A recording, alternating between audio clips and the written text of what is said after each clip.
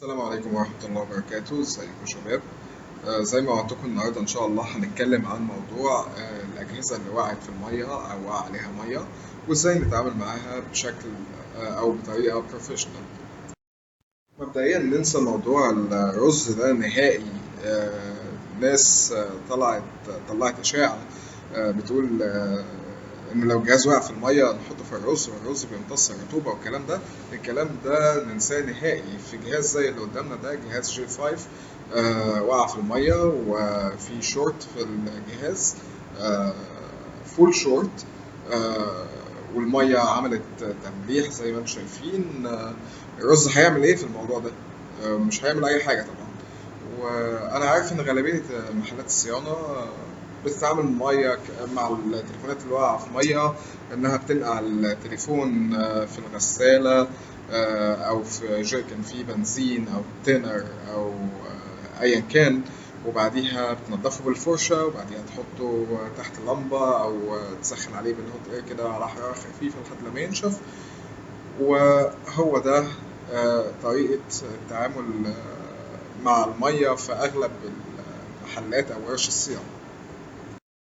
طبعا الموضوع متشعب وفيه تفاصيل كتير، وأنا بحاول إن أنا أخلي الفيديو أقل من 10 دقايق. فأنا النهاردة هشرح على الطريقة اللي أنا بشتغل بيها والأجهزة اللي أنا بشتغل بيها. أول جهاز هنحتاجه للتعامل مع بوردة موبايل أو كمبيوتر واقع في المية أو واقع عليه مية هو الالتراسونيك كلينر. أنا بستخدم كريست التراسونيك كلينر سي بي 500 دي. ممكن لو حد عايز يشتري زيها موجودة على امازون دوت كوم. زي ما انتم شايفين فيها تايمر وفيها هيتر. الهيتر ده شيء مهم جدا.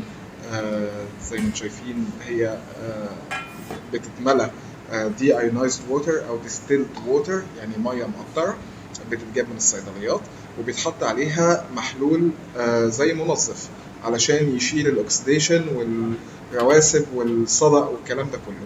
فبعد ما المحلول انا حاطط المحلول اوريدي وحاطط الدي ايونايزد ووتر، بنحط البورد جوه الغساله لمده 4 دقايق على كل جنب. درجة حرارة ما بين 60 درجة مئوية ل 70 درجة مئوية. بالنسبة للألتراسونيك كلينر ففي منها أنواع كتير وموديلات كتير وأحجام كتير، فأنت بتنقي اللي يتناسب مع إمكانياتك المادية. بالنسبة للمنظف، ده بتلاقوه عند الجماعة بتوع الدهب. الجماعة المحلات اللي بتخدم على محلات الذهب، لان هم بيستخدموه برضو، بيستخدموا الالتراسونيك كلينر في تنظيف الذهب. اهم حاجة بس في الالتراسونيك كلينر انها يكون فيها تايمر وهيتر، لازم تكون بتسخن المية، لان عملية التنظيف ما بتتمش غير على درجة حرارة ما بين 60 ل 80 درجة. ما نستخدمش ابدا الغسالات الصغيره دي اللي هي ب50 او 100 جنيه تقريبا. دي ما بتعملش اي حاجه، ما لهاش اي فايده. وما نستخدمش كحول في غساله فيها هيتر، لان الكحول ممكن يولع في الغساله ويولع في الدنيا كلها.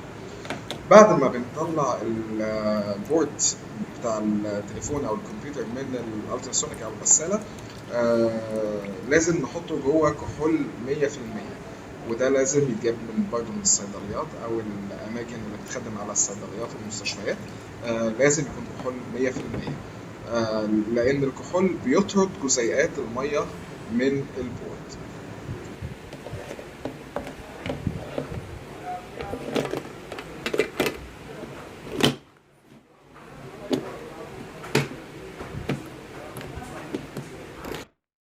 طبعا شايفين الفرق قبل وبعد عملية الالتراسونيك كليننج.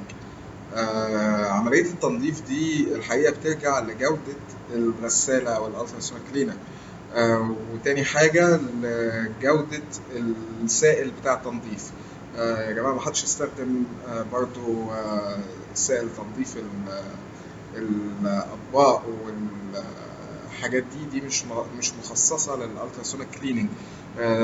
ونصيحة لأي واحد هيشتري التراسونيك تمنها عالي، الاول دور على الديترجنت او السولفنت او الكليننج سوليوشن او المحلول، دور عليه الاول في المكان او المنطقه اللي انت فيها، لان من غيره عمليه التنظيف مش هتكون بالشكل المرضي او الشكل اللي انت متوقعه او الشكل اللي انت شايفه حاليا.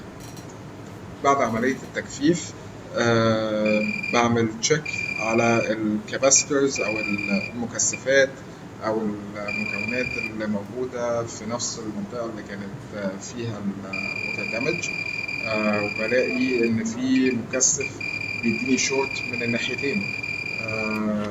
ففي واحد هيقول لي طب ما كده ايه فايده الالتراسونيك كلينر؟ يعني